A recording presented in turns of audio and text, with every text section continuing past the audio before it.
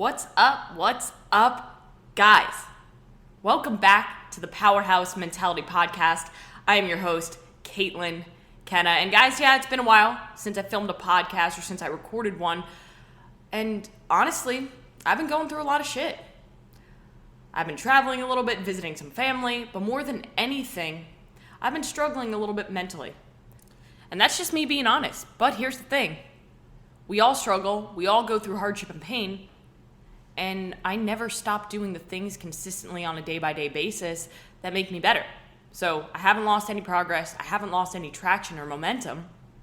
And now I'm back. I'm feeling good. And I'm ready to share some value with you guys because I want to be back into this recording a podcast at least once a week so that I can have a greater impact and share my story and share my experience to be able to help at least one person, because that's the mission of this podcast, the mission of the Powerhouse Mentality.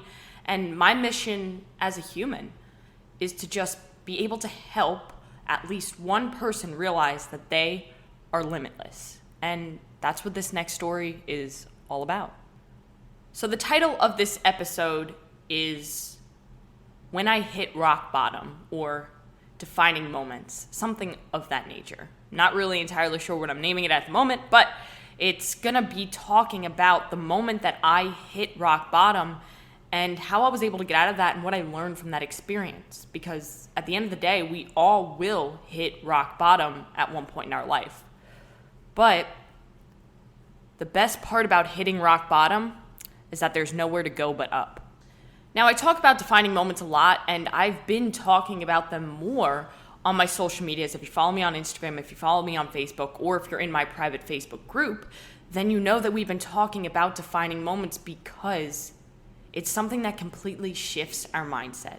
Now, what exactly is a defining moment? And I like to talk about them in the sense of it's a moment in your life where it kind of creates a separation, and you only know times before that moment and then times after it. It's a complete shift in your mindset, usually for the better, to help you change something, shift something, to take a new journey to become the ideal version of you. And we all experience these defining moments, and usually they're moments that we will never forget. So I want you to close your eyes. I want you to visualize a moment in time that sounds like this for you. Because in my head, I have 3 defining moments, and I've already covered one of them on this podcast. And I'll link the episode of the first defining moment in the show notes because the number is escaping me right now. But in that defining moment, I spoke about how I stepped on the scale at the eating disorder clinic for the first time when I had absolutely no idea that I had a problem. When I stepped on that scale, I was 89 pounds. I'm 5'6", so you can kind of guess the shock that I felt. And it was one of those moments where everything shifted and I realized that I had to make a choice. And in these defining moments, we are faced with a decision that we have to make. We either let those moments define us or we define that moment. And a lot of times when we are faced with this decision, we have so much riding on it because one decision is going to take us one way and the other one is going to shift everything. This moment changes your life. That is why these moments are so important. And that's why I want to specifically cover this second defining moment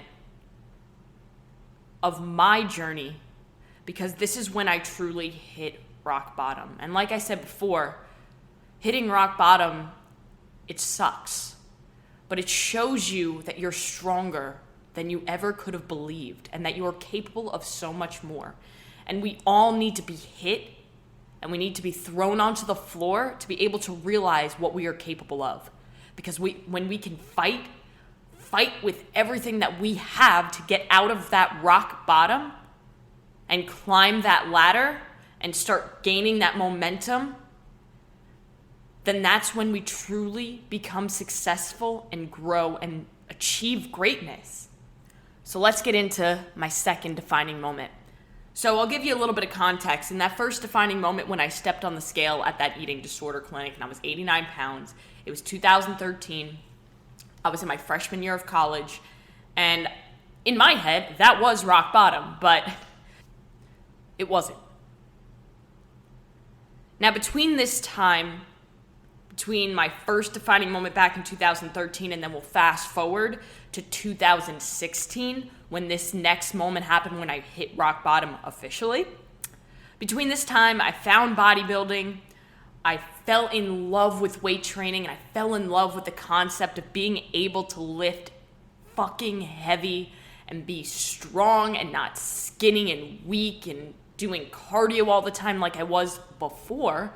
And this gave me so much confidence. I got my certified personal training license. I went ahead and I started being a trainer in a local gym.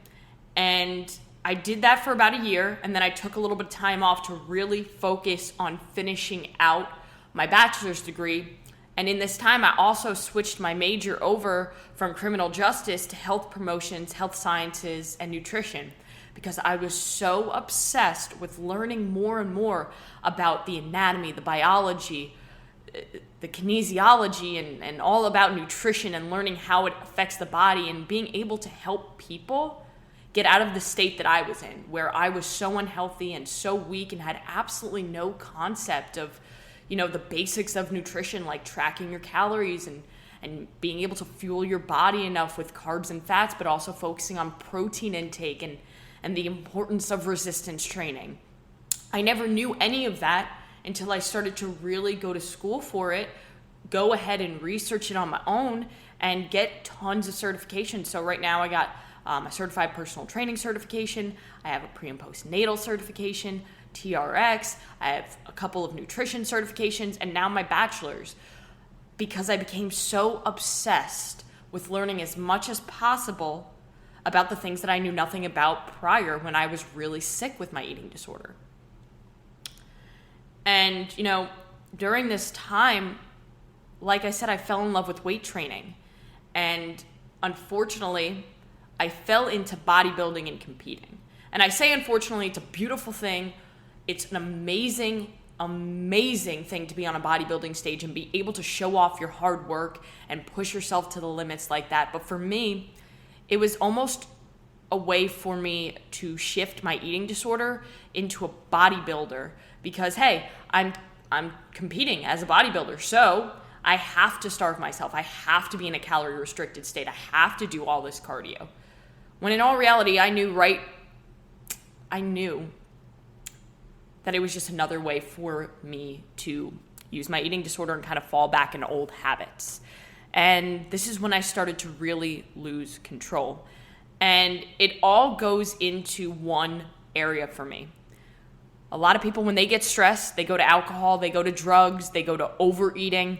For me, when I get extremely stressed, which I was finishing off that last year in college, making sure that I earned all of my credits to get my degree, I was so stressed. There was a lot going on at home, and I fell back into old habits. I started getting addicted to exercise. I would spend 3 or 4 hours at the gym, weight training, 2 hours on the Stairmaster, crazy ass circuits, stupid stuff that didn't even make sense, just in a way for me to burn more and more calories. And as I burned more calories, I was restricting more. And I got to the point where I remember I was sitting on the MTA bus one day and I was afraid to eat an apple because it has too much sugar, which of course is bullshit.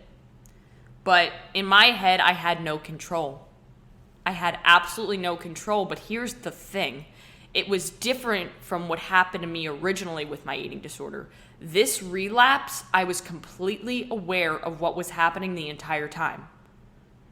But I felt like I was just completely out of control, like I was losing control, and I kept going down this slippery slope. I would increase my workouts a little bit, add a little bit here. I would take away a little bit of food there, subtract that carbs, switch from having regular peanut butter to having powdered peanut butter because regular peanut butter has too many calories in my head.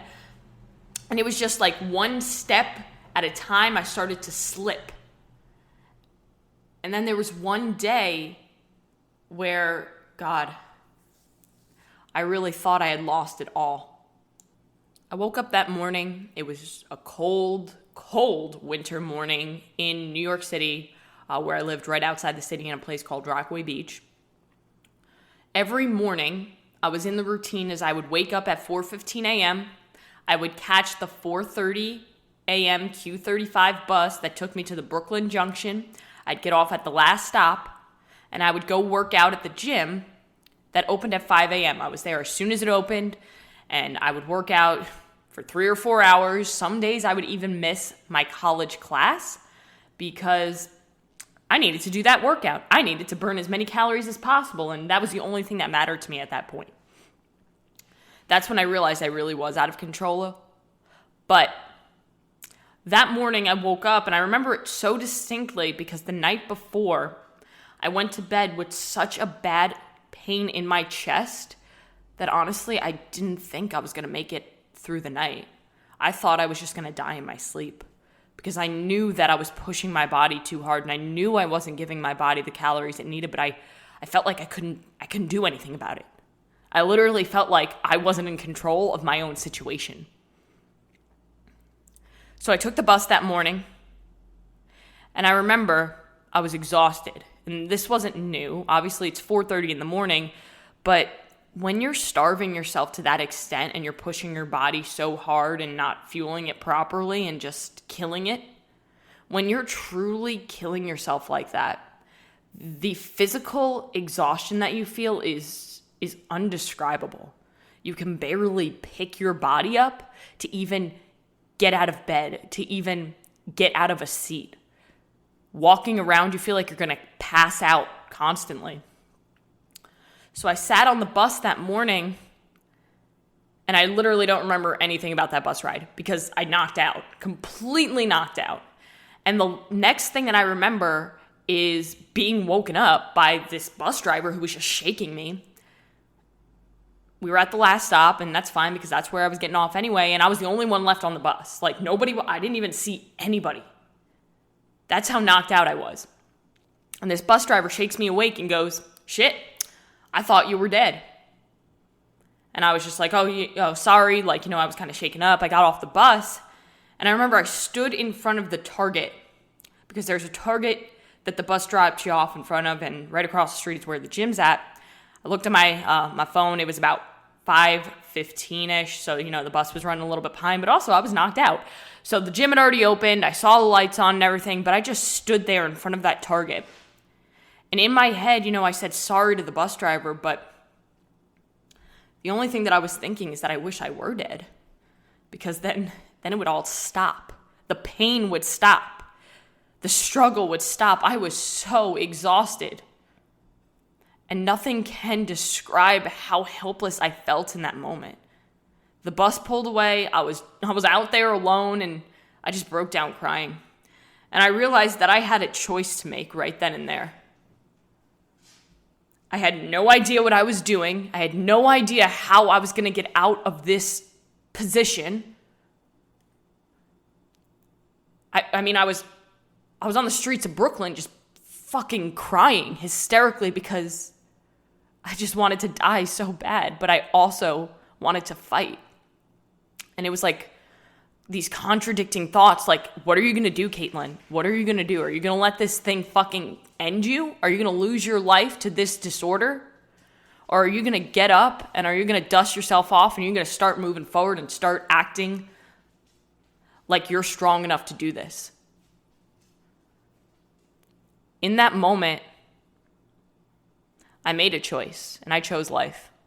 And I talk about this a lot, how there are going to be a lot of defining moments in your life that you remember, but these moments when you hit rock bottom, it's usually a choice between life or death. And that was how I felt. And I chose life. Like I said, I had no idea how I was going to do this, but I knew that I needed to reach out for help, and I knew that I needed to share what I was feeling. So I went home. I didn't go to the gym that morning. And I told my mom that I'd relapsed. And when I was finally able to say those words out loud, it made me realize that I have more control than I ever thought. So I took it one day at a time. And one day at a time, no matter how difficult it was, I started to get better. Not just physically, but mentally. I started to become stronger, and I started to realize that I'm capable of so much. And this moment truly taught me that no matter how low you feel, no matter how helpless and out of control you feel,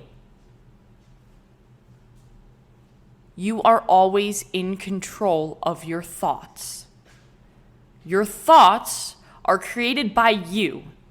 You're in control of them. And you have control over your attitude, your effort, and your actions. And actions cure everything. And in that moment, I took action and I focused on one day at a time. And over time, doing the right things consistently got me better. I became stronger. I gained momentum. I built discipline. I built confidence. I earned it. And now I'm sitting here today talking to you guys, stronger than I've ever been in my entire life, a better athlete than I've ever been in my entire life, focusing on CrossFit, focusing on doing crazy competitions and trying to push my body to the limit and eating more food than I've ever eaten in my entire life and feeling incredible, but more than anything, more disciplined than I've ever been before. Not just with my workouts, not just with my work and my ability to become better every day, but with my thoughts and my attitude towards my disorder. Because, if you have an eating disorder, you know that even though you recover, there are still days where you struggle. But on the days where I struggle, I take a step back and I realize that I'm in control. I'm in control. Not those bullshit thoughts. I'm in control. And I want you to remember that with whatever you're struggling with. Because we're all struggling with something. We all have some sort of pain or hardship that we go through in life. And a lot of the times, that struggle comes from us focusing too much on the things that are completely out of our control. Focus on what you can control. And I'll repeat it. Your attitude, your effort, and your actions. You are in complete control of those things. And one day at a time, you focus on winning. One day at a time. And I promise you, you'll get to where you want to go. You just got to put in that work, and you got to stay consistent, and you got to believe in yourself. But guys, that's all I have for you today. I hope that you enjoyed this story, and I hope that it helped you realize that you can control the outcome. You really can. So take responsibility, take ownership, and take control of your life, and execute every day. Guys, if you found any value from this podcast, if you learned something, if it taught you something, if you feel like you know somebody who needs to listen to this, share this podcast. Share it with one person. That's all that I ask, because, I'll never do ads here. I'll never do that. I don't even know how to do that. So this is all raw. This is just me sharing my experience, sharing my story with you guys, and hoping that somebody listens, and hoping that at least one person can walk away from this episode or this podcast as a whole and realize that they're limitless. Because we all are. We just got to go out and earn it.